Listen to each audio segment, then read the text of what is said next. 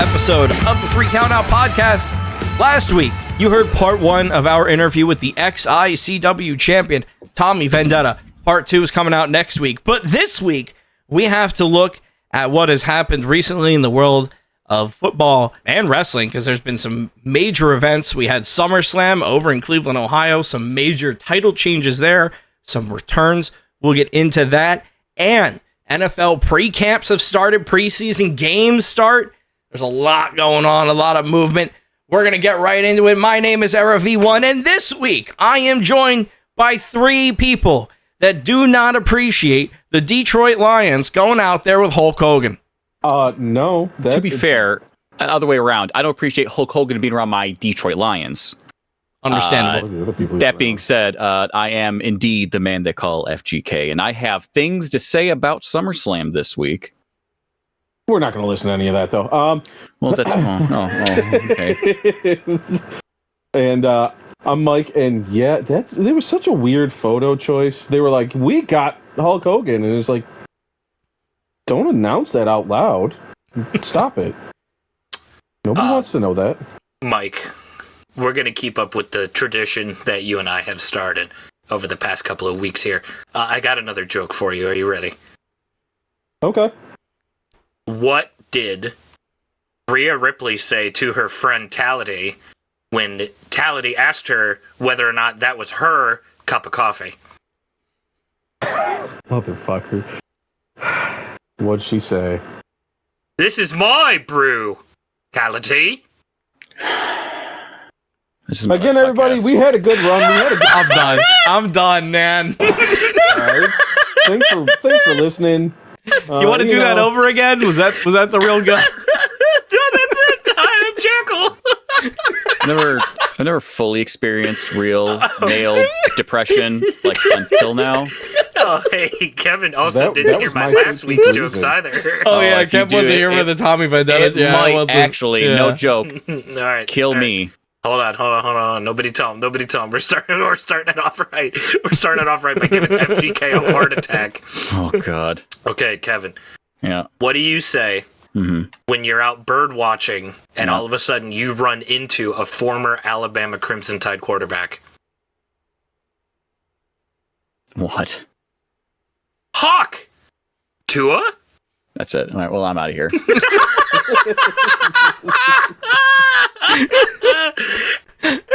He literally Well, it was a good show, everybody. We had fun. Yeah, we had some laughs. We had some tears. Good Lord.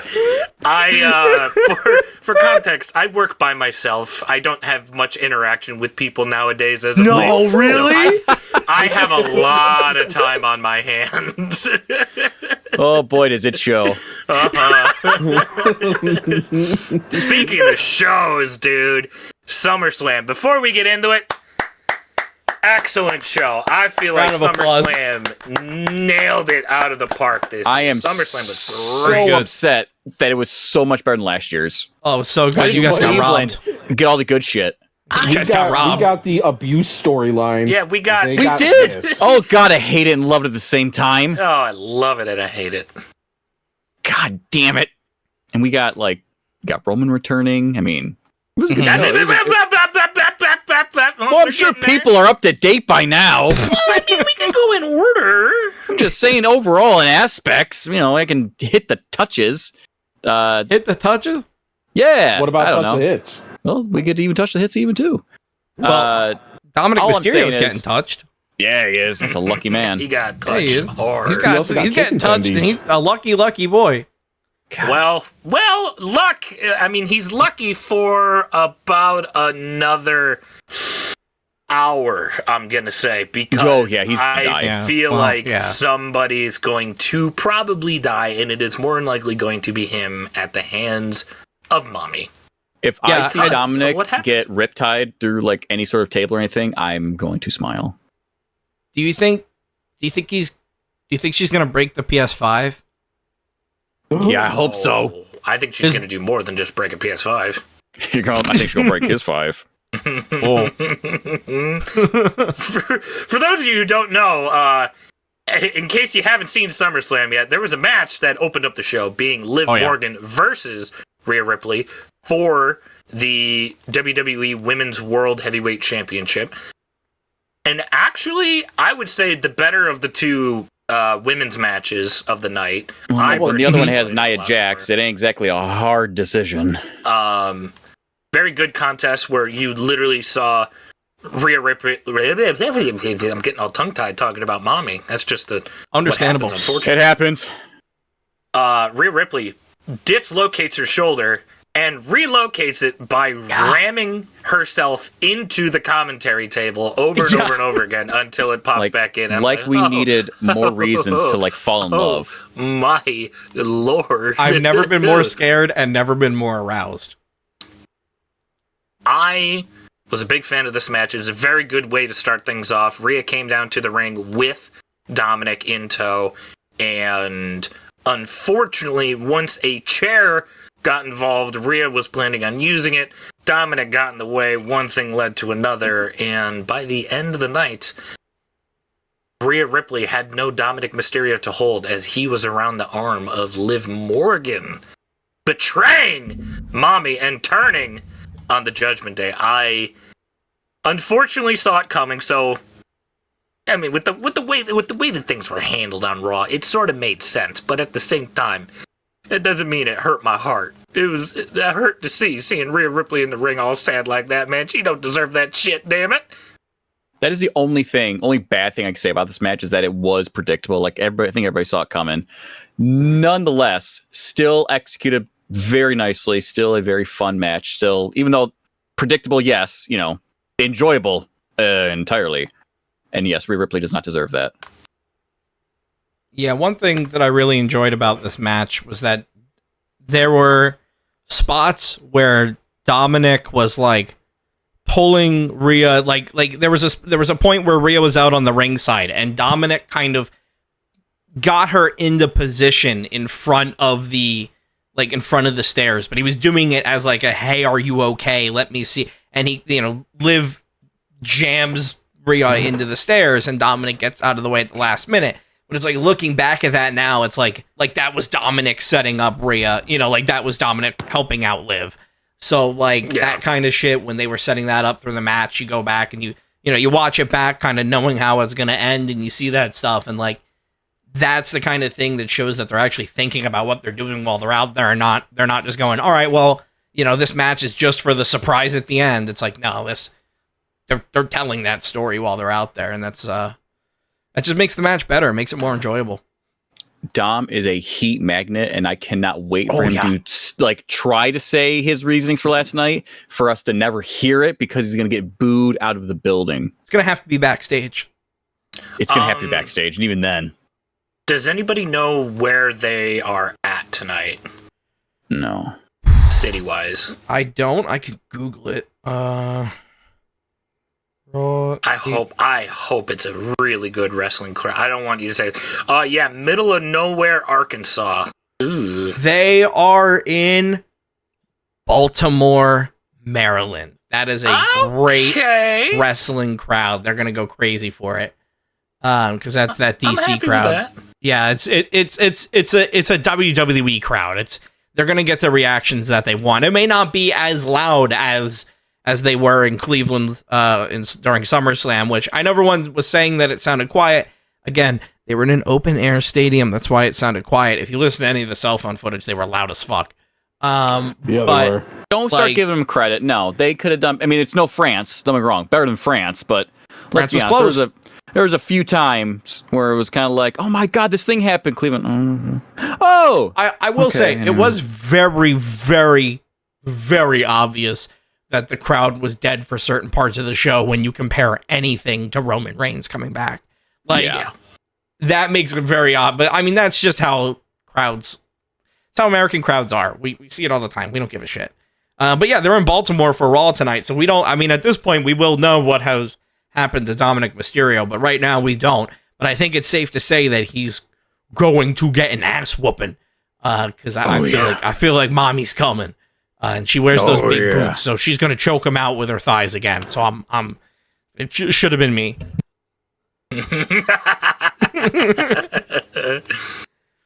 And speaking of Mr. Ziggler, it should have been me, one of the names that were tied to that Intercontinental Championship for a while.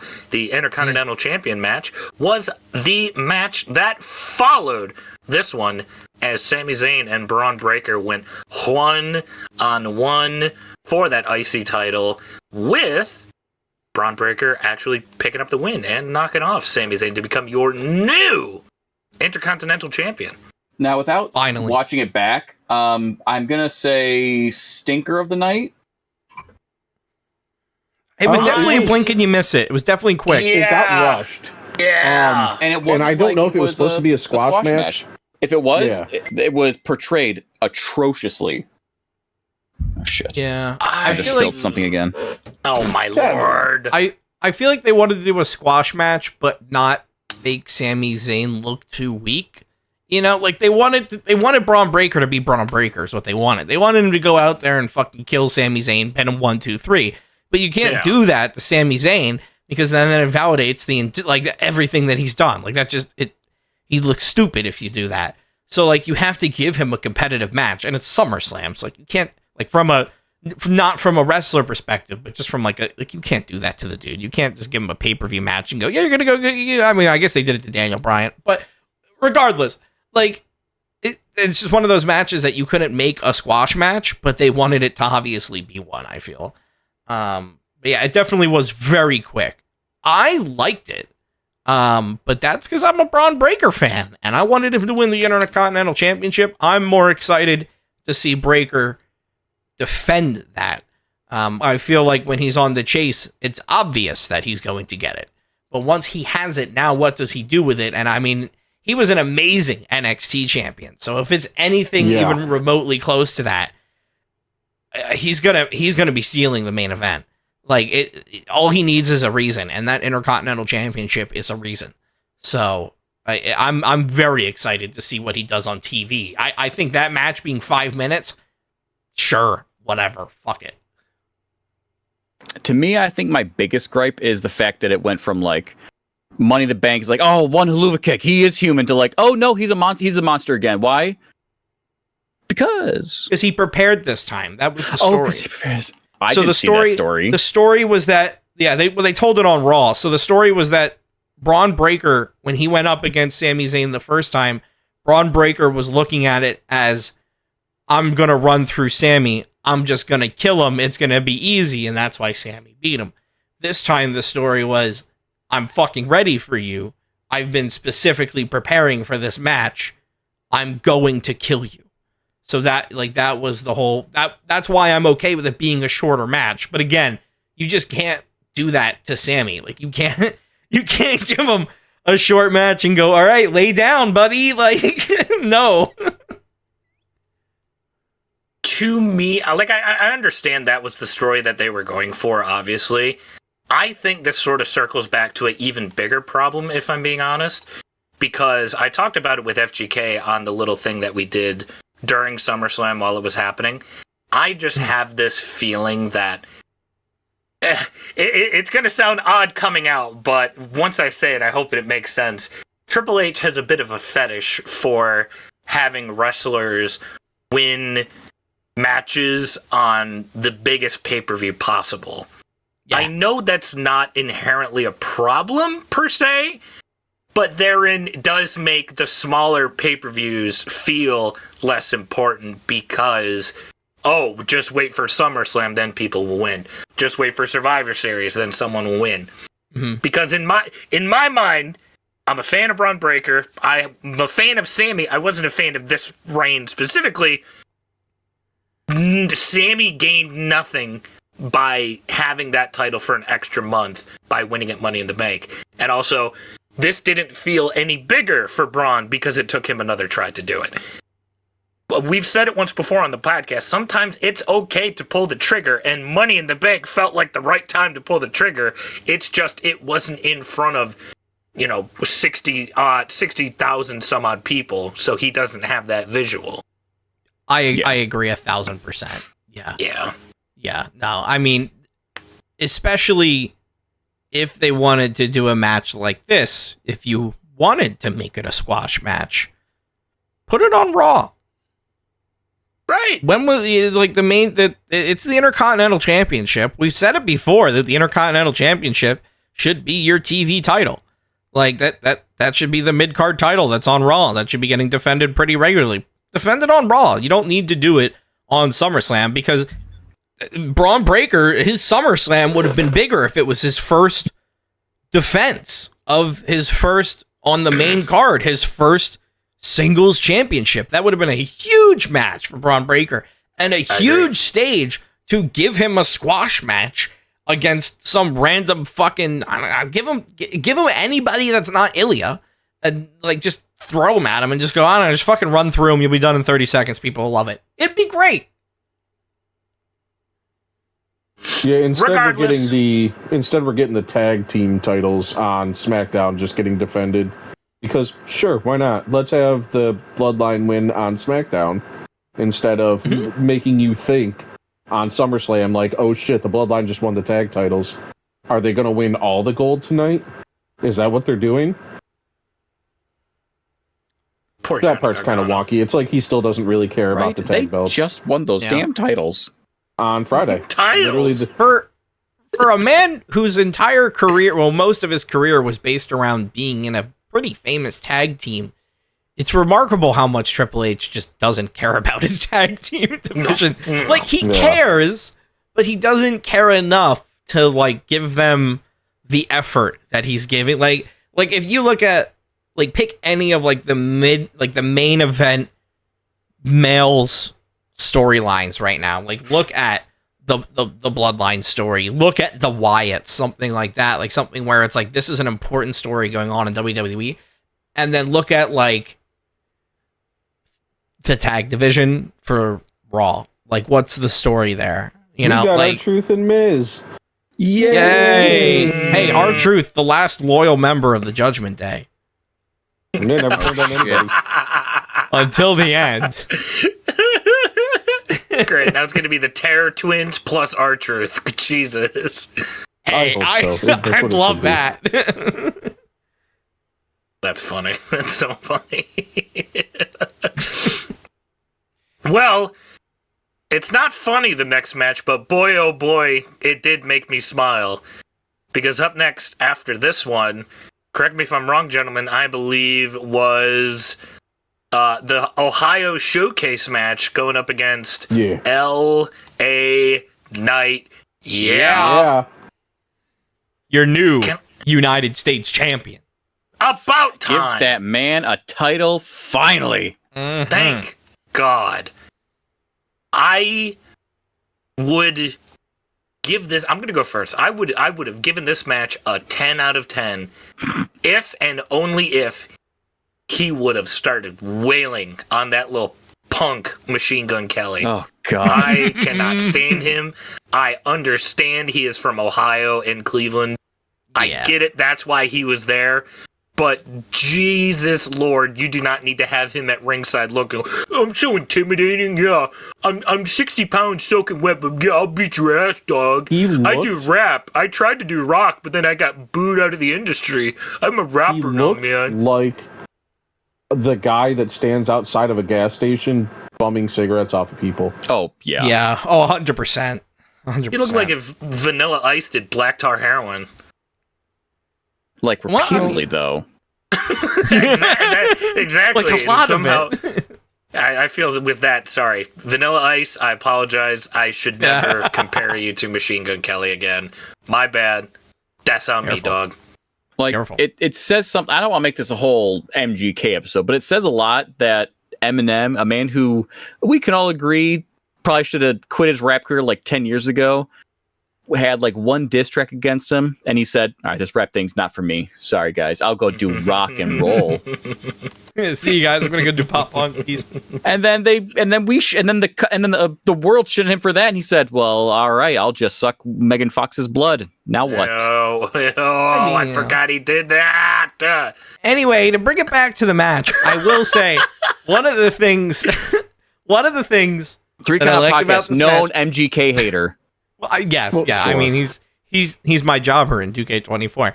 But Logan Paul is saying some bad things online right now. The match alone, I like. Man's a good wrestler. Because a good wrestler. The fucking going through the fucking announce table. What the fuck was that burning hammer inverted bullshit? Whatever the fuck. That should be LA Knight's new finisher. It was insane.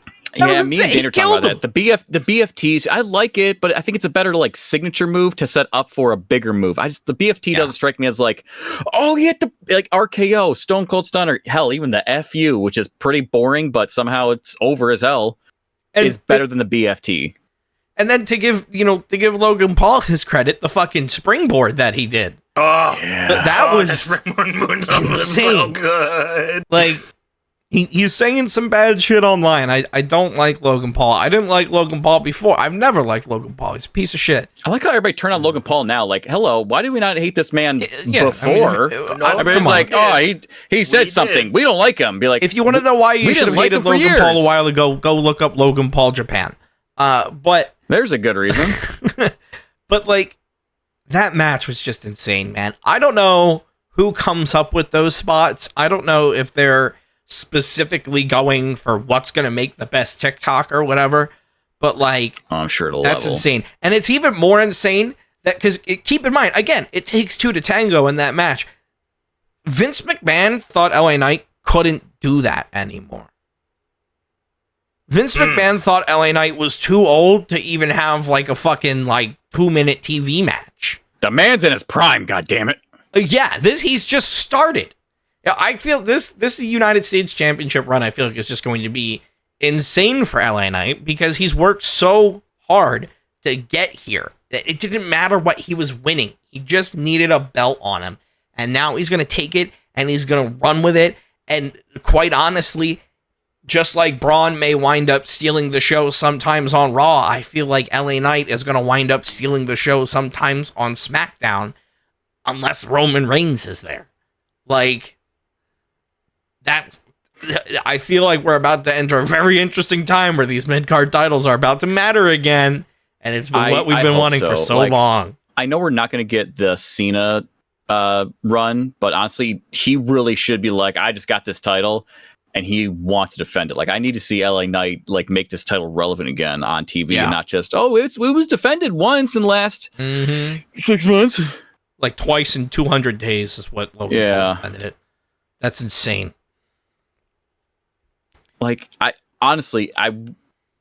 when he first won it, I gave so much benefit of the doubt. I was like, he's gonna put on his podcast. He's gonna make it seen. Maybe this isn't the worst thing. He didn't really do that. I think he made like one TikTok with it, and then that was about it. And then you just never saw it. Like, I would have loved Pat McAfee to win this title and just like put it front and center on the show. It would have made more sense. But front and center on ESPN. Would have made. Would have made me happier at least. Some dumbass deal they did with him in Prime. He was like, all right, you can be sponsored by Prime only if I get to win the belt. But I get a title. Regardless, Logan Paul, as somebody who is learning to wrestle, he can say that he's crossed that experience off his list. And he can now enter his new experience in wrestling, which is hopefully injuring himself while training and taking 4 million years off and never coming back to our TVs. See, I know he's going to be around for like at least a hot minute, not forever, but he'll be around. He signed a full-time contract for like 5 years. He's going to be around for a while. Yeah. So my only worry in life is that he's going to one day go for the world title. Fine, US title, fine. He already has. Fine. I mean, like, he's going to win the fucking thing. What you mean he wasn't going to win it when he went up against Roman Reigns in Saudi Arabia? No, I'm really worried that one day he's going to go up against, like, Cody Rhodes, and he can be like, hey, so I'll give you guys, like, half off my Prime deal. Just give me the world title for a week. And they're going to be like, yeah, sounds good. And then the world will cry together. I hope that doesn't happen. Yeah, I hope it doesn't happen, but I'm also worried now because he doesn't have the U.S. title. I'll crap my pants if that happens. I'm so worried over this hypothetical situation I just made up. Oh my God. She's shown no indication of doing that, but we're worried about it happening. Wrestling-wise, I think this was match of the night. By far. I don't think that's a scolding hot take to say. No. I think this was a damn good match. The right person won. The crowd got into it. And again, I think another round of applause is deserved for LA Knight. What a difference a year makes of being stuck in a nothing battle. The Slim Jim Battle Royale guy all of a sudden is now winning his first singles title on that big stage that I was just complaining about 10 minutes ago. Thank you, Triple H, for giving him that moment. I appreciate that. That one felt right. The Braun Breaker one felt weird. LA Knight. The other thing, that's Jesus. I just reminded myself of what I wanted to say. For the first time in a long time, it feels like both mid-card titles are going to have vastly different runs from each other. I feel like Braun Breaker is going to take the Intercontinental title in a very different direction than LA Knight is going to take the United States Championship, and I think that is a phenomenal thing in the world of wrestling. It actually makes me excited for the mid-card titles, because honestly, I don't have an issue with Sami Zayn, but I did have an issue with him winning this title, because it was kind of just like, give Hogan what he wants. He wanted the title. It just didn't feel like a real win. Or like I don't know, it just seemed so forced and nothing else behind it. And now we're kind of like, okay, Braun Breaker, okay, fine. Not a great match, but okay. And then we got LA Knight, be like, okay, US title back on TV. I'm excited for our mid cards. Oh mon dieu. I know one thing Kevin's not excited for, and it's his most favorite match of the night. Ladies and gentlemen, up next is Bayley versus Nia Jax. Yeah, not a fun match. Honestly, let's be honest. There's not a lot to talk about with this match. I heard the light leave his eyes. Like, Jesus. Maybe not my least favorite match of the night, but also I will give any of you $30 if you can go more than 5 minutes talking about this match without repeating yourself once. Ooh. I bet. The only thing I'll say about this match, cutter, and we knew who was going to win, and that was it. I will say the one surprise is I didn't think Bayley's back was going to hold up to give that power bomb. I thought that was the most surprising. That was the best spot of the night by far. I thought she was going to crumble. But I even gave her credit while we were watching. While I was like, "Oh my god, she's got her up!" And Danny went, "Well, she's holding her up." No. You didn't say got her up.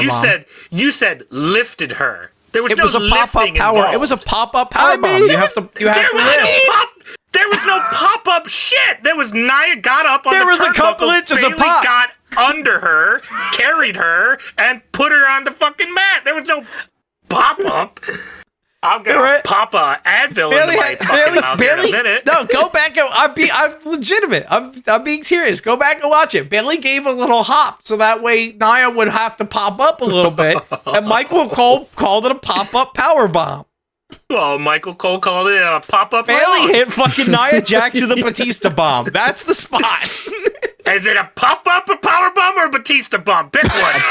A pop-up Batista power bomb. No, they're not. Yeah, no, they're not. Right. Hold on. I'm sorry. A Batista bomb is a pop-up power bomb given to you by a man named Dave Batista. He doesn't do a pop-up power bomb. He does a straight-out power bomb. It's all the same. You know what? Kevin fucking did it. I'm doing it too now. Oh, no, I can't leave either. Damn it.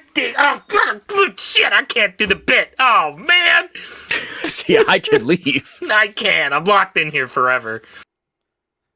I can leave, but I'll make it a solo episode. No! I take the recording with me. I got opinions. Well, we can get your opinions about the next match, because I think we all agree on this. But the next match, honestly, one of my favorite matches of the night, the match that I was probably the most invested in, and actually the match that made me stop what I was doing and watch it because of all of the nuance that I knew was going to happen. But CM Punk versus Drew McIntyre with Seth Rollins as a special guest ref. Unfortunate that the ref camera, whatever, it didn't stay on the whole time. But I feel like if anyone was gonna do that, like that was perfect. And like the fact that they both hated Rollins, and like you could even see when Rollins was counting at the end, it was a slow 3, man. Like he did not want to count 3 for Drew. You know what I mean? Like it was so good. I think if it wasn't for the pure athleticism of Logan Paul and LA Knight, this probably would have been match of the night. So, hold on. Because, again, me and FGK were in the middle of doing something else, so the pay-per-view did not have my undivided attention. Yes. How did Seth end up with the bracelet when Drew had the bracelet to begin with? Yeah. Drew gave it to him at the beginning. If I remember, Drew gave it to him. No. So I thought Drew gave it to him to hold on to. No. So Drew had it on during the match. Okay. CM Punk put Drew in the Anaconda Vice, which is a wrist capture. So he was holding Drew's wrist in the Anaconda Vice. Drew was about to tap.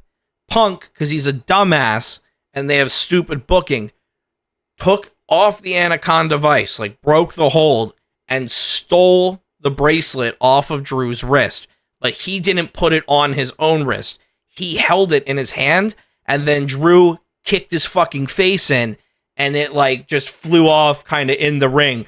Seth literally, like if you go back and watch it, and this is why I think Seth had the ref cam on, and unfortunately he did not have it on for this time, but he did until it got knocked off of him. Yeah, he kept it on as long as he could, and I think this is probably why, but it was a very quick motion. He reached down and grabbed it, and just, he was holding on to it, and like, they did like the thing where it's like kind of mic'd up, and you can kind of hear them. When CM Punk called him out for it, Seth was like, no, I'm just holding it, I just want a clean mat, I'm giving it back to you after the match, I'm just holding it. But CM Punk, again, a dumbass, been established, kind of let it get to him. That was one of my favorite things was when he was yelling at Punk to like get off and whatever. He's like, "It's not always about you, asshole." Yeah, I like that. Was great. I like that at one point. Both Drew and Punk kind of backed both of each other into the corners, and you get the ref coming in counting to 5. Rollins counted to 5 on both of them, but did not call a disqualification. But he like counted to 5, and then he like went in and pulled them off and was like, I'm the ref, this is my ring, you listen to me. And that was like basically like right at the start of the match. So like right away they were establishing that like the rules are going to be a little flexible, and like there was a spot where like Drew McIntyre had a chair, and he like turned to Seth and he literally said, just turn around, you don't need to see this. Like they like that it was. That's how you use a guest referee spot. You know, like they're not there to just fuck someone over. They're an actual part of the story, and the match isn't just two dudes fighting. It's two dudes fighting and this third person interfering. And Rollins was pretty impartial. I mean, I feel like no one would say Rollins screwed anybody over or anything like that. He may have made mistakes here or there, but again, that was him kind of letting the rules be flexible because he kind of said on Raw it was going to be his discretion. So that's kind of how they got around that. But there weren't any like major chair shots or anything like that. Like they did keep it relatively. I mean, there weren't a lot of wrestling holds either, but they did keep it to a pretty normal match. But I think like in terms of like telling a story in the ring, like that's. You got to show them that. Like, even if you don't understand what that story was, I feel like as long as you were listening to it with commentary to kind of fill in the spots, you could very easily know what was going on there. Yeah, that was definitely one of those matches where it came down to like the moments instead of like the match as a whole. It really came down to like, oh look, you know, a ref distraction. Oh look, Seth got knocked out of the ring. Stuff like that, where all of a sudden it was, oh, because of them having a special ref. And I'm sure that's how to play out, is like, you only beat me because we didn't have a regular ref or something like that. Oh, yeah, this story is going to continue. Oh yeah, this was the first of many. And even Many, to that point, even to Mania, I assume. Yeah, I mean, even to that point, though, I mean, McIntyre took the bracelet when he left, so, like, there's your setup for the next match. Like, this is, again, still going to keep happening. It's still, I think, honestly, I feel like the payoff is going to be next year's Mania, but I feel like we're going to be getting probably in Berlin. We may be getting, like, a Rumble match. Like, I feel like this is going to be one that just kind of pops up, because it feels like anytime these two dudes see each other, feels like it's going to be on site. Hopefully. And I like that they're using Seth without, like, having to really have him use his body. Because I'm sure he's still a little fucked up. Yeah, let the man heal. Yeah, they're like, oh, we can still use him and the fact that he is our version of Elton John. And we Let him just wear his slutty outfit. We can still have him entertain people. Look at that. Yeah, and it's a role that's perfect for Seth. I mean, he's a great actor too. So like giving him a role like that, he's gonna knock it out of the park. Yeah. Talking about people trying to knock each other out, wasn't the next match? Oh yeah, Damian versus Gunther. Yeah, the most physical match of the night for the World Heavyweight Championship, and the stupidest ending. Christ. Damian Priest chopped Gunther's chest so hard he made him bleed. Yeah. I mean, good match. I still think the ending was dumb, but I would like to say one last thing about the last match. The right man won. Thank God. I was going in thinking, I want Drew to win, but they're going to make Punk win for obvious reasons, and he didn't. Punk had nothing to lose. Like, I just know, like, with the past, like, few times. I mean, let's be honest here. When was the last time WWE made a stupid ass decision? No, pay-per-view. I know what you're saying, but I'm saying, like, from a booking perspective, like, that was Punk's first singles match in 10 years. Yeah, I feel like right person won. Thank God. Yeah, because I thought this was gonna go the other way. This just in: water's wet. Thank you, Kevin. You're welcome. That's what I'm here for. Don't Jesus me. You just in. Oh my God, dude, Jesus, you just had to take a, hey, guys, by the way, grass is green. What? It's just in. Damian Priest versus Gunther draws blood. Such a scolding hot take, the right person won. The next time, I swear to God, the next fucking time that you guys have any issue with that was a horrible decision, I'm going to throw this in your fucking faces because my whole point. What do you say? Whole point. There's only one person being an asshole to you. That's a good point. Mike and I agree with you. Mike, you're good. I'm looking right at you, you son of a bitch. The next time, I swear to God, you go, this makes no sense from a booking point of view, and be like, the grass is greener. I can't wait. All I'm saying is, I'm glad they didn't do a stupid booking decision. That's all I'm saying. Well, the booking decision of this match was the betrayal of the Finn Balor betraying Damian Priest, and what I believe is not going to be the end of the Judgment Day, but rather Judgment Day 3.0, which, as we know from Judgment Day 2.0, will not be as good as Judgment Day 1.0. So I don't think the Judgment Day is going away, but I feel like they're just going to redo it with newer members, and it's not going to be as good. What the fuck? When did we even get the 2.0? Hold on now. Well, because 1.0 was with Edge, and then they got rid of Edge, and then it was 2.0. So they've said this. This has been established. So this is the second version of the Judgment Day, and I feel like now we're gonna get the third. I feel like it was pretty obvious that they were going to be giving Finn the betrayal here. I feel like they were maybe going to try to do it with Liv Morgan originally. They were going to try to like make it like Finn was with Liv kind of thing. But I mean, I feel like they like even on Raw in the past couple of months, they've been showing like pictures of like the demon in the background and stuff, and kind of just being like, hey, remember Finn? Remember how he had like an accomplished singles career? So I feel like they were kind of always pointing towards Finn. I feel like maybe at one point he was maybe even getting discussed to like win Money in the Bank or something like that. Man,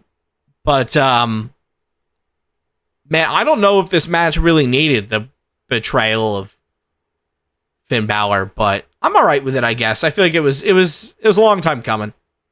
Even though I wasn't a fan of like Damian Priest having Gunther dead to rights, the match is won, I'm gonna go get Finn now. Like, even though I didn't like that, I'm still intrigued by where the story is going. I just didn't like how that made no sense. So you didn't like that part, but the part where like Gunther has him pretty much unconscious, and then Damian just gets up to specifically go after Finn.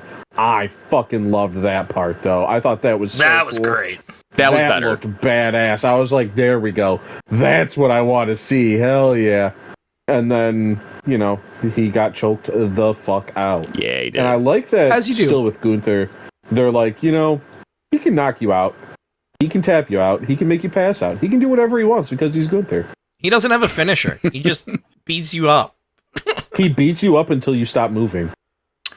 Also, quick shout out to Damian Priest for being the first WWE wrestler smart enough to be like, wow, they're replaying something that happened. Let me look up at the screen and see what happened real quick.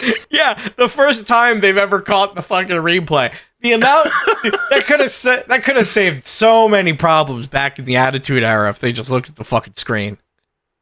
I even remember, like, if we're bringing up stuff like this, I remember calling it out to Kevin during what we were doing alongside SummerSlam, and I said something like, wow, they're showing this replay extremely quickly. Like, we just watched this happen. Oh, that's why, because Damian's watching it with us. Understandable. At least he comes out of it looking kind of smart about it, though, you know? Like, well, of course. Better than how they normally do it. I know people have had their certain feelings about this, whether the turn was needed or not. I see what you say, and I'll raise you this. Whereas we feel a storyline like Rock Roman does not need the WWE title to be involved with said storyline, the Damian Priest Finn Balor storyline does not need any sort of title involved with that one either. I agree. So I agree. Yeah. The turn was kind of necessary to get the title. I'll just say it just to say it. It was necessary to get the title outside of the Judgment Day and in the hands of literally anybody else. And now we can look forward to the phenomenal thing that we are going to be able to experience here soon enough. And that is going to be Gunther walking out in the Bash at Berlin with that nice big old hunk of gold strapped around his waist. And I am salivating at that thought. If anyone else means Gunther, you're already doing something right. It just sucks that this all kind of comes to a head. And I said this. Damian Priest will forever go down, in terms of world heavyweight, probably one of the worst of all time. Like all world heavyweight, or like this modern, like this run? I'm talking both. Honestly, I'd say definitely this one, because I mean it's just him and Rollins, so you know. Well, I guess Andrew is Slim Pickens. I'd say Drew was actually more influential than Damian Priest. Oh yeah, no, for sure. I agree. Like, true. Damian Priest will go down as the guy who like had the title, didn't defend it, and when he did defend it, he almost lost it. He almost lost it, and then he lost it. Like, never once did he ever show any type of like dominant force, and you know, that's probably the worst thing. Damian's the way that I'm looking at Damian Priest's run as the world heavyweight champion this run is that he could only do it with the Judgment Day. And that's going to allow him to come back 2, 3, 4 years from now when he's taken, you know, now he doesn't have the title anymore. Time for him to deal with Finn and then go on the chase again. And I feel like when he gets that title, when he gets it back and he's by himself, don't put him on a faction. Just keep him there. Look at him. He could be the fucking the monster that holds on to the title for hundreds of days. You know, like, he doesn't need to have the faction around him. He can stand by himself. But the way that they presented him this time is that he needed the Judgment Day. So that allows him to kind of grow and have another title run organically and kind of be like, all right, well, this time I'm by myself. This time I got it. I don't need anyone watching my back. As soon as the people that were watching me, as soon as they betrayed me, I lost it. So that's not going to happen again. There is room for a redemption arc, I will say. Very well done. It just sucks that this one is kind of a stinker, but that's fine because let's be honest, Gunther as the World Heavyweight Champion, I hope he holds it longer than the you know me, I am not a fan of long reigns. I like when they're dominant and you can kind of like let other people hold them, but I hope Gunther like holds this thing till at least Mania, which I feel like he will. I feel like that's an easy one. But like at least Mania, just make him look strong. What's coming up? 42's coming up? Well, I mean, who would he lose it to right now? 41 in Vegas. 41 Vegas. Honestly, let's have him drop it at 42, wherever the fuck that may be. 40. Whoa. Unless you really build someone up like that really wants it, I'd say hold that goddamn thing. Remembering everything you said about someone that's showing up later tonight, that's big that you are ready, willing, and able for a year and a half Virgin 2-year title reign. That's big words. I really enjoyed his Intercontinental reign. It fit his character. It was fun to watch. He had great matches. All the matches like really flowed next to each other. Like he went from Miz, and from like each one made sense. And I kind of want that with this one because it was fun. Roman was just kind of like, well, yeah, of course I'm going to win. Bloodline interference, LOL, lols, I win again. Like it got stale after the first 6 times. You know, that was my whole issue. I want Gunther to hold on to the World Heavyweight Championship until John Cena takes it off of him for number 17. I'd be A-okay with that. And keep in mind, John Cena's not coming back to WWE TV until Raw goes to Netflix. The first Raw of 2025 is January 6th. I don't feel like they're going to give him a match on January 6th. I feel like they're going to wait. They're going to build up a story of him getting there. I know he's like in the Royal Rumble. He's in Elimination Chamber. I don't think he's going to win those, but like those could be avenues to get him. Like they have plenty of opportunity to get him there. They don't need to rush him into that spot. So I feel like they give him a couple of months, probably around the summer of next year is when I think John Cena is going to win it. Because I feel like, I don't know if it's going to happen at SummerSlam or sometime around there, but they're going to, let Gunther hold on to it, let him have a good run, probably a year, maybe like a year and a couple of days if they can line it up that way kind of thing. Cena wins it, Cena has his run, Cena gives it up at the end of 2025, and then we get that whole title picture back on track. I'd be A-okay with that, actually. I am A-okay with that, because if anyone deserves it, it's him. Give him the 17. Fuck Flair's record. Ain't no respect there. Cena deserves it.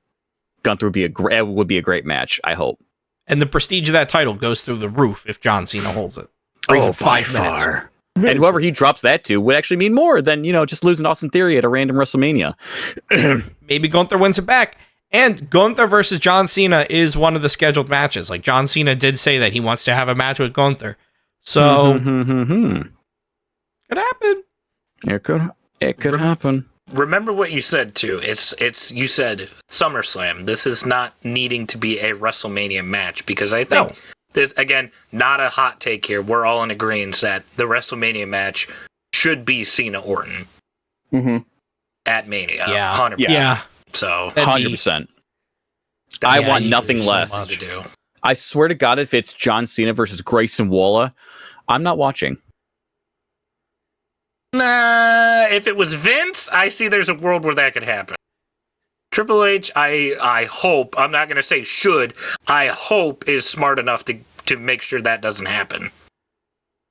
That is not for a while. I feel like that's also a Cena thing of like, of course, like I want to put the younger guy over. That sounds awesome. Oh, but that's not what any of us want. Do you think Cena wins the Royal Rumble or the Elimination Chamber? I don't think so. No, I don't think he's needs had his that 3 to get to Mania. No. He's already said he wants to be at Mania, and it's his farewell tour. I feel like that's all the reason he needs. Like, you can put him in the matches, sure, but like, no one, he's just there having a good time, He's just a happy, fun little guy at this point. That's all he's doing. He's just happy to be there, man. Now, What? Oh, Jesus. I was about to say what was after this, but I just had the PTSD flow back into me. I remember what was after this. It was a good old fat Post Malone coming on down to the ring with Miz to announce the frickin' attendance record.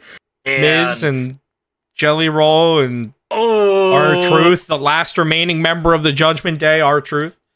That whole thing holds the same amount of weight with me as the Saudi Arabia show bringing out their whatever actor, dude. Like, I don't care. They brought the crowd down so that way the main event could send the crowd through the roof.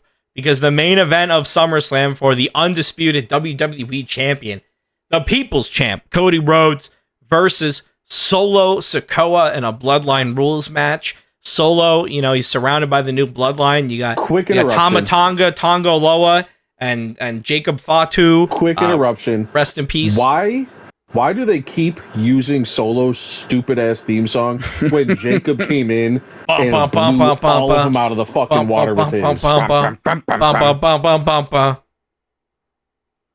But you don't like the trumpets? Jacob Fatu's is so much better. Yeah, hopefully Jacob's all right. Much better. Well, actually, hold on a second. Hopefully Jacob's okay. Jacob I think he actually is injured because I saw the picture of him in the boot. But he's in a boot. Just the extent of the injury is TBD. He's in a boot, but per Fightful Select, it was apparently planned for him to at least sell the leg. So the question is he legitimately hurt? I think he is. I think they were planning to have him pretend to be hurt. I mean, but I don't exactly know if he's hurt or not. I don't think there's an actual report out from WWE, even like a story report or anything like that. But apparently, per Fightful, he was expected to at least kind of dodge Roman a little bit. So maybe, but I mean, he looked pretty pissed off when he If he's not hurt, hell of an actor. Great job. If he's not hurt, then Jacob Fatu is really, really damn good. Phenomenal cell. Yeah. But I mean, we've seen cells like that before. I mean, Damian Priest, remember his match when he was at Backlash against Bad Bunny? He was selling the hell out of that knee, and people thought he was actually hurt. So true. I mean, they've done it before, but I mean, I don't know if he's. I don't know what the extent of the injury is or anything like that. Then, of course, the story of the match was the return of the original Tribal Chief. Pause to acknowledge your Tribal Chief. Take that moment in. It's been a little bit. What do you mean, no thank you? No. We can like Roman now. We can like Roman. A new variation of his song. Yeah, he's got a new theme. I still got the one up. I'm still holding that up. I'm still acknowledging it, baby. But your original Tribal Chief, the OTC, coming back to put Solo Sikoa in his place. Solo Sikoa to me has always looked like a child. God, Mike, you're so right. I just listened to both solos. Oh, Jesus. Bam, bam, bam, bam, bam. And I listened to Jacob Fatu's, and I was like, as soon as it hit, I was like, this is better. This is better. Rewind that 5 minutes. Yeah, no, Jacob Fatu's theme is a lot better.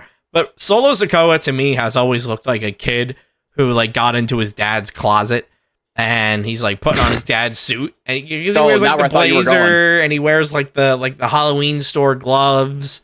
And, it always looks like he's just pretending to be there, and he's like, yeah, I'm the guy in charge. And then Roman just comes back, punches him, spears him, get the fuck out of my ring, give me the spotlight, acknowledge me, Cleveland, and everyone went wild. You gotta love it.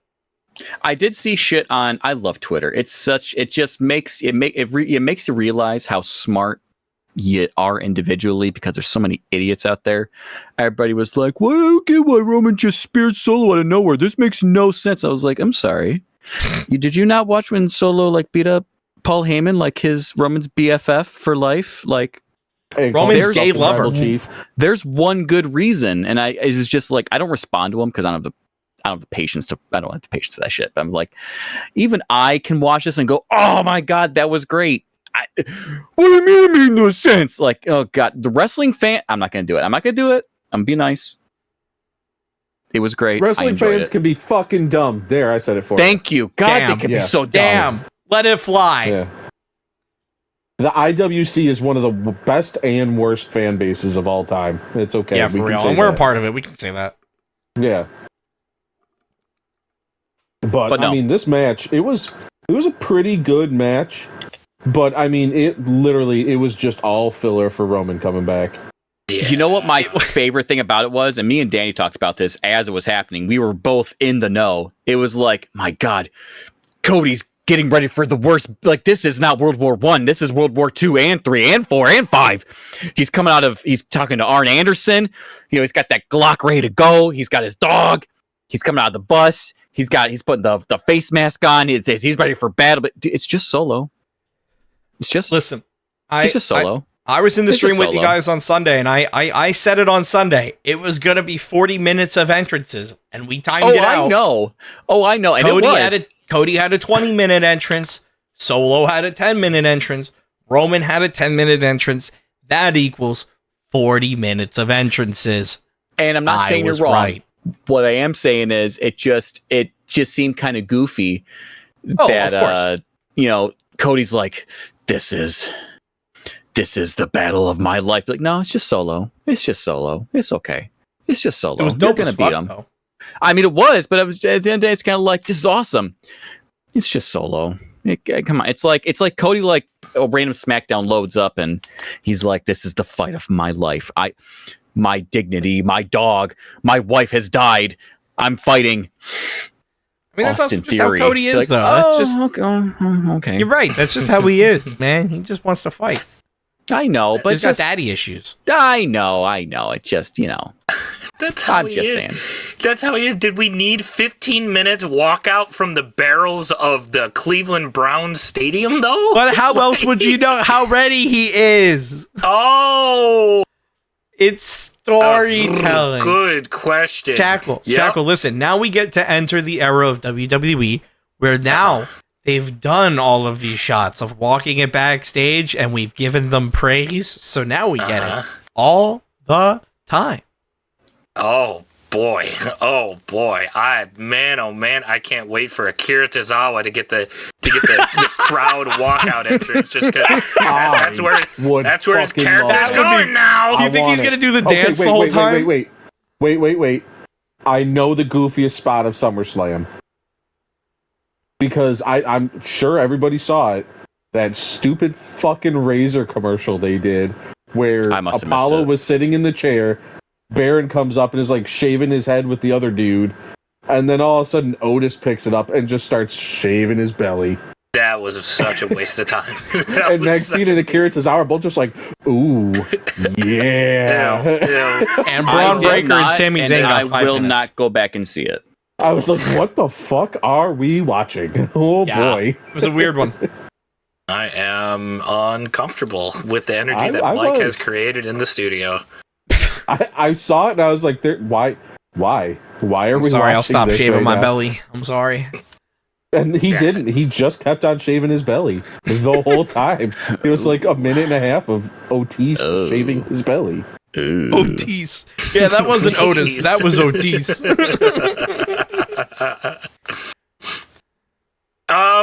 Match-wise, though, the main event still good. Someone said it just felt like filler waiting for Roman to show up, although did call it down to a T with the copy and paste of 40 as soon as they announced that it was going to be Bloodline Rules. How, okay, here comes Tongaloa, Tamatonga. Wow, Tongaloa missed the turnbuckle. Yeah, he did. That eye patch is really fucking him up. He needs 2 eyes is what he needs. He doesn't have any depth perception. That's what happened. That's what happened. He has no depth perception. He can't see where the turnbuckle is. He thought he was on it. Just like he couldn't see where Kevin Owens' nuts end and where Tamatonga's head began. Sorry, Tonga. I didn't mean to punch you in the face. It's fine. They come out. He did mean to do that. Rated RKO come on down to the ring afterwards. Oh my god! My favorite you just part reminded of me of my favorite part. I said this as it was happening. Right, like your buddies are getting beat up. Like you're get beat up in the parking lot. Here comes your friend just like coming out, high fiving people. Like, yeah, let me sign this shit. Like, I love Orton because of so many reasons, but this is one of those reasons. It's your buddy's getting knocked out, and he's coming out, and he's hyping the crowd up, and he's like high fiving, he's signing shit. It was just awesome. I mean, you said it on stream. Fun. It's like whenever Jeff Hardy would go for the save. You said it on stream. He comes out and hits the juke up top. You know, like you gotta get the gimmick out of him. Real quick, just a couple quick twerks, and then I'll come down. Yeah, gotta get it in. Gotta give the people what they want. It's fine. He can take a couple extra stomps. They come out, get the bloodline out of there. Jacob Fatu comes out. Does his whole thing to add my 2 cents into a situation that already has too much money involved. I still think it's genuinely just to keep Jacob as far away from Roman as possible, because as of right now, it really does feel like he is the golden pony boy at the moment, and putting him in the ring with the tribal chief at the moment would take away everything that they just worked for the past 4 or 5 months. It's like, hey, take some time off, once that stare down at Survivor Series eventually happens, that place is going to come unglued, so we got to get you off screen. Distance makes the heart grow fonder type of shit. So he puts Cody through the table, his leg turns into Play-Doh, allegedly, and Cody, Solo, both down in the ring. Lo and behold, the music hits, the original Tribal Chief. I am very, very, very, very, very, very, very excited where this goes and how he handles things. Because, correct me if I'm wrong, he is pretty much a face now? Roman? I want to say? Yeah. Roman, incredibly. Yeah, everybody wants Roman back. Everybody loves Roman. And to be fair, I mean, he wasn't bad. It's just his title defenses were the same thing for years and years and years and years. If Roman Reigns had that entire length of his career, and he had maybe had 2 or 3 title defenses, they can still be long. They can be hundreds of days. But if he had 2 or 3 title defenses over that time where he had 1, I argue that he would be looked at as like a better, like, legacy-wise, like a better champion, and not just like, well, Roman, of course he's going to be on the list. He held the title for 1,300 days. It would be more like Roman Reigns, he had these good matches. I feel like he just didn't have that. He had good matches, but like they were predictable. You knew the bloodline was going to run it. You knew how it was going to go down. Yeah. Oh, yeah. So, hopefully, a nice, fresh slate going into the rest of 2024 and into Netflix for 2025. All in all, SummerSlam, very good show, with the recency bias being over, because if you did not know, FGK, Mike, and myself were all at SummerSlam last year in Detroit. This blew last year's show out of the water. Yeah. And for the first time in a long time with wrestling, I am very, very, very, very excited to see what the future holds for WWE. Yeah, Raw tonight's going to be insane. I'm excited. I'm very excited for the next 13 minutes. And I'm also excited for the next time, this time in a couple of weeks, because college football is going to be starting. But college football starting also means that football in general is starting, because the NFL camps and things are starting as well. And I know Madden 25 is coming out soon as well. But I wanted to just take a little bit of time to point out at the top, I have completely swayed my opinion on the Eagles this season. I was kind of going into this season a little bit I don't really know, but I'm seeing on Twitter a lot of like the NFL Inside Source stuff on Twitter. Barkley, dude.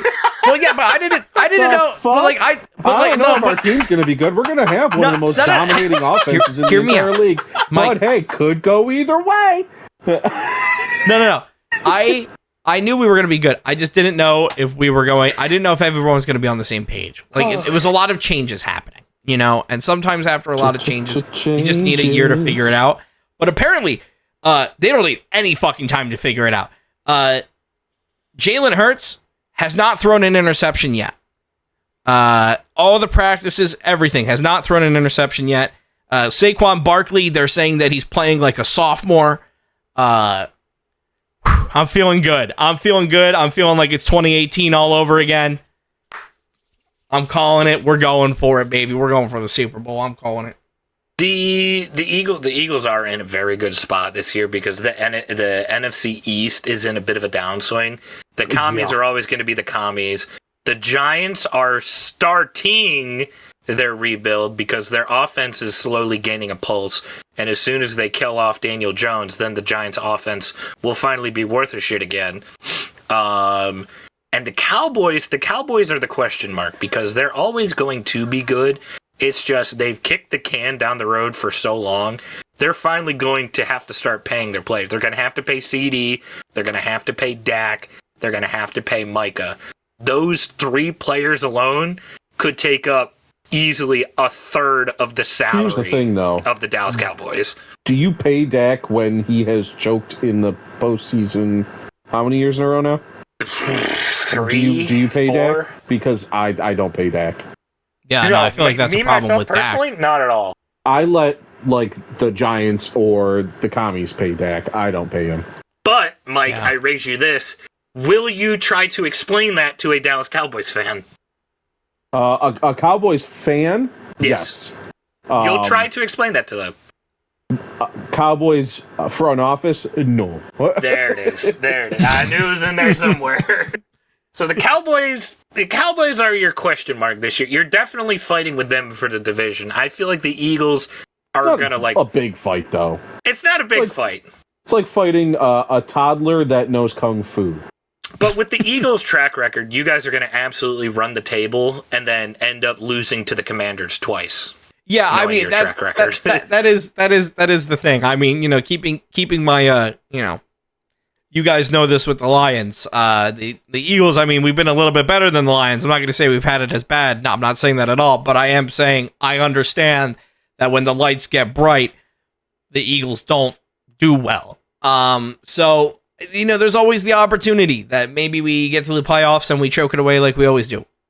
Possible, but I mean, Jalen Hurts it's very apparent that he has been injured for quite a while and that he is no longer injured this year. They were saying that like he has a lot of like documented increased mobility in his shoulder and everything. So I whatever he did off season is working. It sounds like he's a machine. Every interview that I've seen with Jalen Hurts has literally him just like saying like like you look at that guy and it's like, yeah, he's locked in. Like every interview was like, yeah, I'm a winner. I'm just going to win. That's what it's like, Jesus Christ. All right. Like this man is ready to go. He's also the poster boy for the U.S. Olympic flag football team, which means Jalen Hurts may be our starting Olympic quarterback in 2028. If that's the case, I don't know if we're still doing this podcast in 2028. I can't look that far ahead. But if we are, and Jalen Hurts is the starting quarterback, you're never going to hear the end of it from me. I'll have a reason to watch the Olympics. Yeah. Also, apparently, more Eagles off-season stuff, but Jason Kelsey has been at every single Eagles practice, and he has an analyst position at ESPN, but apparently he has also been offered some coaching positions on the Eagles. He's been offered a scouting position as well to kind of work along the GM. So it sounds like Jason Kelsey is still going to be very much involved with the Eagles this year, which is good because he's the morality guy, right? Like you have him up, morale goes up, people play better. Like he's just part of that franchise. So good to still have him as a part of that identity. And we've been apparently packing the link for every practice, which Lincoln Financial Field is huge. So the fact that they're selling it out for practices is insane. We just had WrestleMania there. That is a WrestleMania crowd for practice. So it's about to be a damn good season. the thing that always gets me when it comes to that, it's what's that? Jason Kelsey's retired? Perfect. RG3, you're fired. Pack your fucking bags. We got a new person working for us. You know what? I'll take it because RG3 just popping off on fucking Twitter is one of my favorite things to come home. Oh yeah. Now that he doesn't have to worry about, making sure a company's happy above him, he's probably going to be even more unhinged at this point. Yeah, he doesn't have ESPN telling him no. Breathing him down his neck anymore. With the NFL being started, I would just like to take a reminder for all football fans out there, for whoever's listening, that as fun as it is for the preseason to watch, just remember, at the end of the day, the preseason doesn't matter. Correct. Because I have this fun little fact I always pull out at parties. All the parties I go to. Party machine, party animal, Jackal Joker. Year. Hell yeah. The 2008 Detroit Lions, the team that went 0-16, the first team to ever go 0-16, lose all 16 games. They won every single preseason game that they played. They went 4-0 in the preseason, only to turn around and lose every single game afterwards. So again, as if your team does great in the preseason, awesome. Wonderful for you, LA Chargers. There you go, Jim Harbaugh. Oh, what's that? The Seahawks won every preseason game? Congratulations. It doesn't matter yet. And speaking of things that don't matter, Mike, you had a question for me earlier today, and I told you to save it for the podcast, friend. The EA Sports Madden ratings. Yeah. Yeah, you guys want to hear some ratings? Yeah, let's go.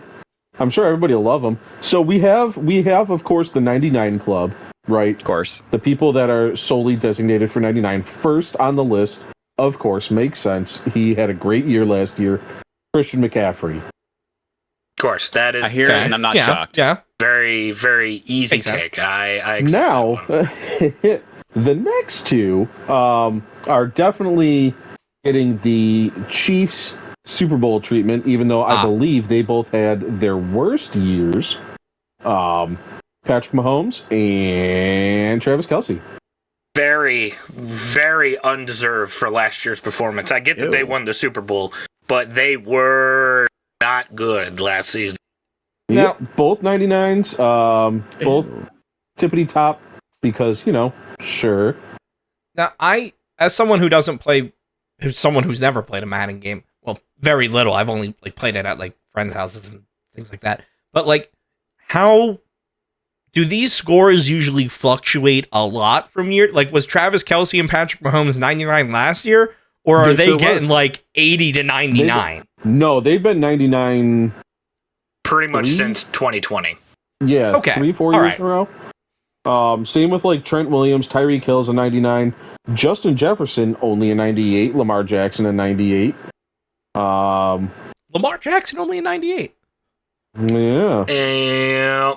Because they do kind of take into effect how much they're winning, so on and so forth, and Lamar he does win consistently, but Lamar cannot stay healthy.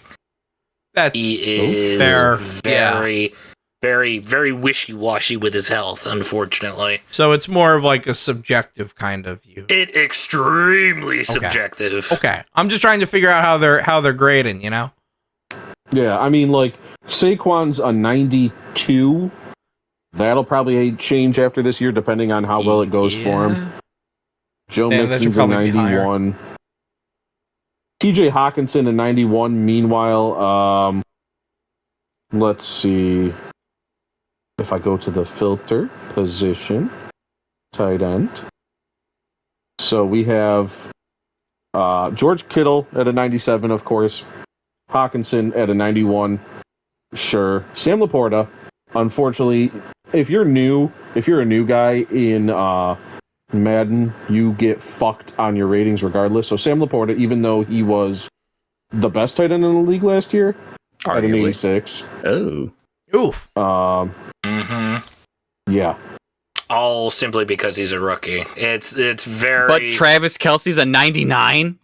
Well, he's not a rookie. Yeah, he's in Taylor Swift. Oh, she said, he's famous. You get my man a 99. Ew. You give him a 99, or I'm going to send the Swifties on you. like I said, the ratings that might bug people a little. Joe Burrow, and I think this is fairly understandable. He's a 93. He's the offense for the Bengals. Him and Jamar Chase. him and Jamar Chase. The only reason the Bengals are any sort of good because I know they shipped Joe Mixon off to China, basically. Yeah. What the hell was I going to say? Oh, Tua, Hawk Tua. Hawk Tua. Yeah. He is an 88, which apparently when you have Tyreek Hill to throw to, they're just like, well, that's 3/4 of your rating anyways. Fair. Yeah, a lot of completions. I mean, shit, Stafford had Megatron, and Stafford never broke 90 on the line. That's a good point. Yeah. Full points Are you really a good quarterback, or do you just have one really good player? Yeah. Right. 2 full points lower than him is Jalen Hurts at an 86. That is wild to me. Yeah, that... I know I'm biased, but that feels low. I feel like he should at least be in the 90s. Maybe not high 90s, but maybe like a 92, 93. Well, and then what's even better is the person right below him. Any guess? Ooh, Josh Allen. Nope. Oh, Tom Brady. It's gonna he's retired. Damn it. Retarded? It's gonna piss you off. Because why he's the one right below Brock Purdy. Right below Jalen Hurts. Brock Purdy at an 85, Kirk Cousins at an 84. Brock Aaron Purdy Rodgers. and Jalen Hurts are about the same. That's what Madden is trying to say. Yep, that's pretty much exactly it. Boy. Madden's going, hey, you Jalen Hurts fans, he's just a little bit better than a guy that's had an all-star team for the last few years. Mike, where's Jared Goff? Mike, where's Jared Goff? Oh, no. Mike, where's Jared Goff? Hold on. Because here's the fun part. Aaron Rodgers is at an 83, okay? All right? Okay. Oh, no. Not deserved because he played a game. With or without his Achilles tendon. Does that He factor did in? not play a game. 4 You're right, snaps! he didn't. He played down. Now, Does here's the fun overall part. change depending on if Hold he on. has 1 or 2 Achilles tendons? Probably. He is better. He is better than Matt Stafford. He is better than Jared Goff by a point. Wow. That is... He is better than C.J. Stroud. He's better than Jordan Love, and he's better than Baker Mayfield. That is absurd. I want to know who he blew at Madden to get Here's those the stats. fucked up part, Oh my right? God. So all of that, and then we have Kyler Murray and Trevor Lawrence, who are already in the league. Caleb Williams comes in almost dead even with them. Yeah, that should not be happening. that Right? No. that Yeah. should not be happening. So yeah, I knew I could raise some blood pressure with that. That's like the WWE 2K ratings. Like some of them just make no sense. You're like, what the fuck? Yeah. Who did you piss off? Oh, I thought it'd be like at least funny ha-has. No, I'm just sort of pissed off now. I thought they'd all be Mike. ridiculously high. Oh God, no, they're all those ones where you're like, why is that the way it is? I thought you were gonna be like Baker Mayfield 90. Well, like, all right. So another example is Nick Chubb at a 96. You're like, okay, he was hurt a lot of last season, but he is a really great running back. Derrick Henry in 94. 2 point lower? Okay. Saquon, okay. 92. 2 points even lower than that? Yeah. Really? And then you have just the massive drop-off. Joe Mixon, 91. Travis Etienne Jr., 90. Josh Jacobs, 89. Aaron Jones still somehow an 88. Over ETN a 90. Well, and Kenneth Walker, 88. Pacheco, 87. Jonathan Taylor, 87. Then we scroll all the way down to the 84s. Oh, there's Jahmyr Gibbs. Scroll down to 83. Oh, there's David Montgomery. What? That doesn't make any sense! Devin Achane from the Dolphins, who was literally running like 150 yards a game, 82. The only offense the Falcons had, Bijan Robinson, also an 82. Oh my god. Oh my god. Oh my god. I hope there's sliders in Madden because I could not tell you the last time I bought a Madden. I hope there's sliders in the game that you can go through and like tweak everybody's overalls for your own personal game. I'm not saying, heard there, I'm going to make my team all 99s. Just at least kind of make things right, because I would 100% take Jahmyr Gibbs, Bijan Robinson, and A-Chain over a guy like Travis Etienne any fucking day of the week. Yeah. At least make it a little bit more accurate. I guess just a little bit. Of everything, I guess the wide receivers are almost the most level. Like, yeah, one that confuses me is, and don't get me wrong, AJ Brown is phenomenal. He is. Amon-Ra's better. Oh, yeah. Not in Madden. Javonte Adams, considered one of the best wide receivers in the league, lower than both of them. Jamar Chase, 2 points lower than both of them. Stephon Diggs at a 92, Mike Evans at a 91, Amari Cooper at a 90. The Bears have Keenan Allen at 90, DJ Moore at 90. DeAndre Hopkins still somehow at an 89. No. Not after last season, high 80s. Right. Chris Olave, who I believe was the only shining spot for the Saints last year, 86. DK Metcalf, who can literally run through anybody, 86. Yeah, his strength is a 79. Absurd. I watched that motherfucker pick somebody up and carry them while he was running. And he How is his strength only a 79? He has enough speed for Budda Baker to get that interception on the opposite goal line, run all the way down the field, and DK catches him before he scores. That clip is engraved in my memory. Jesus. Puka, who looked like he was playing last season on easy mode at an 84. Well, that makes sense. Again, it's a freshman number. Nico Collins at an 83. I couldn't even find Tank Dell. Oh, he's an 81. All I know. JMO. Oh, wait. What do you think JMO's at? Oh, high 70s. 79. Yep. Yeah, that makes sense. He has not done... Unfortunately, he has not done much to deserve a higher rating. Wait. Who do you think came in and is the exact same level as him already? Oh, no. Star Michigan wideout, Roman Wilson. No, Marvin Harrison Jr., the exact same rating. Damn it. 79. Mike, do you have a full list? Yeah. Who is if you just the look worst up player? Oh, hold on. Okay, I gotta clear this off. Oh, I could probably tell you that one. Lowest overall. I could probably tell you that one, Mike. You don't need to look no further. Wait, before he says it though, who is it? It is once he graduates, star Western Kentucky University cornerback, but dick kiss once he moves on to the NFL. Yeah. Oh, that's right. He's got prospects, baby. Yeah, TikTok famous corner name? right there. Yeah, he is. He plays corner at Western Kentucky. But, He's the son of Dick Buttkiss. Yeah. Dude, he's got prospects, man. There are 4 people that are tied, and if you have heard of any of them, I will shit my pants right now. If you've heard of any of these names, leave a comment. We have... do you want me to tell you their names and see if you know them, or do you want me to tell you their overall first? Overall, I'm more interested it's in a the real names. bad number. Yeah, do the names. We'll guess the overalls. All right. We have Zach Wood. Nice. Zach Trinier. Who's that? Matthew Zach's not doing Orzak, and Joe Cardona. Jesus. And they're all the same. Cardona. 61. Lower. Joe Cardona sounds like the Lost and Practical Joker. Joe Cardona sounds like Matt Cardona's brother. Kev, when I say lower, I mean a lot lower. 48? 22.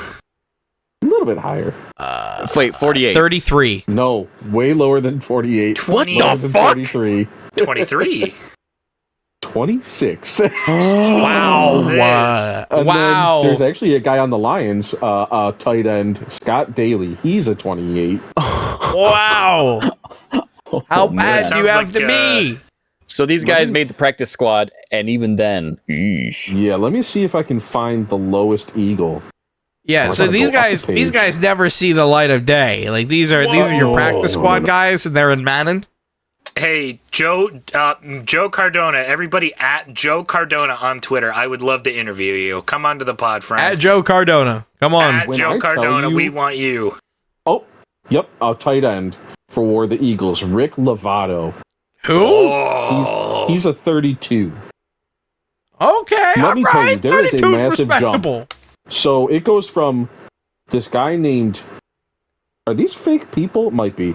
Dresser Wynn on LA. He's a 50. fuck. Nathan Peterman is a quarterback for the Saints. Oh, I remember He's a 49. him. Josh Harris is a tight end for the Chargers. He's a 44. And then we drop down Cal Adamitis, who's a tight end for the Bengals at a 40. There's a lot of really, really bad tight ends. Do they just give them that title? They're like, here, you're a tight end. You're a tight end now. Oh my god! Could you imagine being having a created character above you? What do you think Nate Sudfeld is? Dead and gone. Not in the NFL anymore. He's a 55. Oh, 2. Okay, Make not it bad. 2. Not bad. Ugh. There's people a lot lower. There's people a lot lower. Where does a normal human being get rated in the Madden overall power scaling? I think you'd probably be a solid 50, maybe 40. So better than the actual NFL players. I'd say more 30, yeah. Better than Joe Cardona. Oh yeah, definitely better than Joe Cardona. I'm assuming he doesn't have knees or something. So now we know once Butt Ditkiss graduates, he'll at least he won't be the worst player in the NFL. Although, that's good to know. I'm gonna have to let him know. The Titans have a great backup tackle name. His name is Lachavius Simmons. What the fuck? What's his name? Lachavius. How many backups was that? Was that 7th string? Hey, Lachavius, you want to come on the pod? If everyone on the team gets hurt, we'll come for you. Yeah. Oh my God. A center for the Lions is a 59. His name's Kingsley Ekugan. Egwakun. Oh, Iguanodon. I'm gonna summon a demon if I'm not careful. Oh, Jesus. Lachavius Simmons. There he is, right there. He's 6'5". Oh, you big boy. Oh my God. And the Eagles have a wide receiver that's a 59 named Jacob Harris. All right, hold on. Raw just started. We could go over talking about these names all night. I want to wrestle. We got to wrap this up and skedaddle. Yeah. Yeah, we got some wrestling to watch. Oh yeah. And next week is going to be part 2 of the Tommy Vendetta interview. XICW champion Tommy Vendetta. So part 2 coming out next week. So keep an eye out for that. But if you enjoyed this episode, let us know in the comments below. Spotify has comments. YouTube has comments. Other places might have comments. I don't know. I'm just kind of looking around. So I'll see you. If you enjoyed me, you can find me over at twitch.tv/EraV1 or on YouTube at youtube.com/ and then the @ sign because YouTube's weird and they want to be different from everyone. And then it's EraV1 Music. If you want to find me for some reason, or if you like what I say, find me here or in their streams, because it's one of those. If you don't like me, too bad. I'm going to be the one watching you through your webcam. Oh, you're my FBI agent. Yeah. I'm a surveillance fan. That makes sense. So that's what's been outside my house the whole time. Of course. Okay, I was wondering where that came from, but that makes sense. I thought if that you van have actually had liked free candy. any things I've said, or you didn't like any things I say, but you do want to see the rise of the #1 draft pick of the 2025 season, Butt Dickus, you feel free to go to youtube.com/FireGuyKev, and you can watch it all there. If you didn't enjoy the things I said, too bad, so sad. You'll find me in line at ProWrestlingTees.com, being the first one ready, willing, and able to buy the newest, hottest, freshest Tommy Vendetta merch coming off the line. Or if that's too complicated for you, if you did enjoy what I said, you can find me at twitch.tv/JackalJoker or youtube.com/JackalJoker. Good episode. I mean, we didn't have a wrestler on we could talk to, but we talked about wrestling. That's close enough, I guess. Yeah, we're getting there. That's pretty Yes. good. I missed Tommy. Is there a stream tonight? Tommy, come back. Ooh. Oh, are we not doing the pin? Oh shit! Listen. I was just trying. Fuck. No, Why'd you have to fucking tell? Why did you have to say something? Hey, listen. No! Fuck y'all. I can't- I pinned myself last week to keep the bit alive, okay? Because we didn't do an outro for part 1 of Tommy, so I had to pin myself. So y'all can figure this out. I'm not getting What do pinned you 2 weeks mean, in a row. Y'all? Why are you saying y'all? You're from Philly too, for starters. Hey, Hold on all right, now. fine. Guys, John? if we all pin Era, we could just count it as a team win. That's a good No. point. That's a good point. He took the I pin like last that. week. He might as well just lay down for all Yeah, 3 of us this you know, week. I'm not laying down. No, All right, Mike, grab his ankles. Danny, grab his arms. I Get got him. him. Hey, let me go. I got it. 1, 2, 3. Yeah. Let me go. Go, Obi. I need dinner first. God, don't put your hand there. That was We're good for me. Okay. Oh, You can put your hand there. wait. Wait. Oh, you told me to grab his arms. Oh, That's not he my grabbed arm. his arm. Oh. He grabbed his Third arm. arm. That's He grabbed his pinky. Hey, listen. I'm just glad it wasn't me. I'm just happy to be here. Oh, you look pretty happy to be here right now. Hey, You gonna get off of me or? Don't look at that. Nope. Just hold on. All right. Poppy's almost there. Oh. Shh. Okay. You can't have nice things.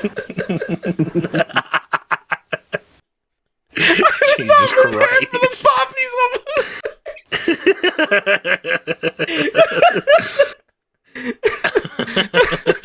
yeah, you like that one, huh? I'm turning this off. Fuck this. I'm uncomfortable.